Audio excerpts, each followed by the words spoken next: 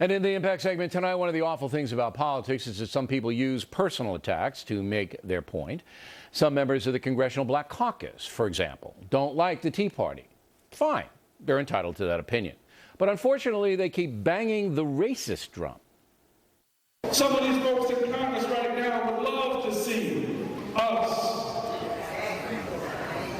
as second-class citizens. Some of them in Congress right now that this Tea Party movement would love to see you and me, I'm sorry, Cameron, hanging on a tree. Here now to react, our Barack and a Hard Place duo from Los Angeles, Tammy Bruce, and from Monica Crowley this evening. Here in the studio, the legendary Alan Colmes. Hanging on a tree, Colmes? Well, look, I would not use that language, but I understand and I empathize where members of the Black Caucus might be coming from. You have a number of racist comments that have come out of the Tea Party, a number of members of Congress. You had a member of Congress refer to the president as a tar baby. You've had a number of... Who is that? There was a guy out of Georgia, a Republican congressman from Georgia. I never heard that. It's is that on tape? Yes, he actually compared it and he apologized for it. Well, I hope so if he said it. But and you had John Lewis spit upon. I know that there's some conservatives say it wasn't on videotape. I'm not sure it happened. Says the N-word was used. You had the head of the Georgia TeaParty.org use the N-word and a sign. So you've had a series of these. You're justifying tarring. I'm not justifying it. I'm saying a whole organization based on allegations against a few. That would be like somebody saying, look, you're a bad person because you're an American, because look what the Americans did in this and this and this and this. It's not fair. I don't know why.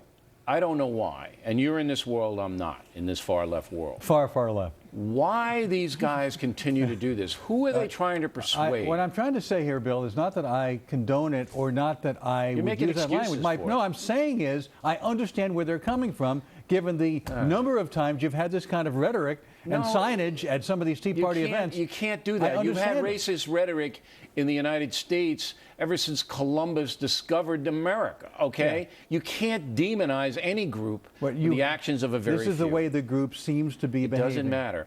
You've dodged my question, so I'm going to answer your question. I'm going to answer Tammy, and then you can come back. What good does this do to have a sitting congressman say the Tea Party wants to see us hanging from a tree? That's ridiculous. And what good? What do you think? Do you think, Tammy, the guy want to get out of this? Look, it's indicative, I think, of the chaos and the panic in Congress. The Obama administration and other Democrats clearly have internal polls that show they're in deep trouble. Now, look, we were called Brooks-brothered, brown-shirted, un-American Nazis a year ago and racist, and it didn't work. And they're seeing the appeal. But that's what I mean. It didn't work taxed enough already across the board. Why would it work now? They're panicked. They're worried about the base. They have no other option. Look, and this should insult every African-American in this country, 41% unemployment amongst young black people in this country. And this is where congressional members are putting their energy. I mean, everybody wants answers. Tea Party is going to focus on and save this nation for everybody. But this is why this administration's in such trouble. They need to focus on the economy and jobs, and instead they're focusing on smearing Americans. I'm not going to blame the Obama administration for a congressman saying something they stupid. Set the tone. I don't know about that. I don't think Andre Carson sets a tone for anybody. And we'll invite him on, by the way, later on. I don't think he'll come. I hope he does. But look, Colmes, you see my point here. This doesn't do anybody any good. It doesn't do anybody good. Right. I'm just telling you. It doesn't do anybody any good. It doesn't do you any good saying you understand it either. Of course I understand it, though. But it doesn't I think you have to look at it in context of where the Black Caucus. Like, I'm a white guy. I'm not in that mindset. I can understand where people who hear this coming.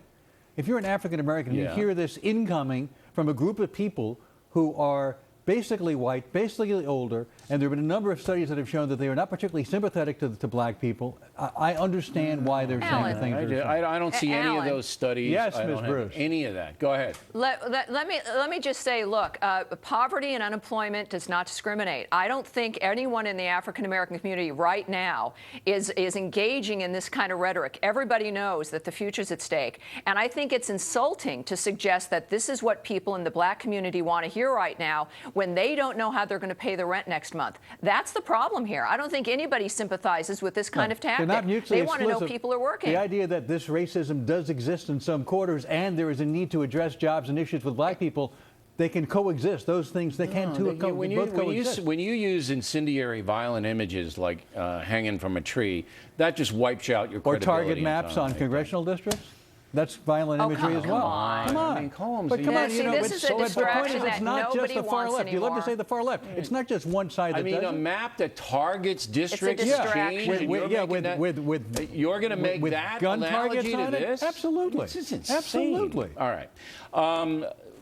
You have, Tammy, basically in this country, a monolithic block of African Americans who will support President Obama next time around. It's just a matter of how many vote, whether the turnout is as big as it was last time. Sure. But I don't know if Mr. Carson, maybe he's trying to mobilize those people who he thinks are going to stay home. Maybe that's what he's doing. You know, look, Barack Obama's a cultural icon, and some people are going to vote for him no matter what. The fact is, though, they know that they're not quite sure. They thought they were going to destroy Tea Party, and they're seeing the appeal expand. And I don't know whether they should be working to stop the flash mobs and to stop this incendiary stuff.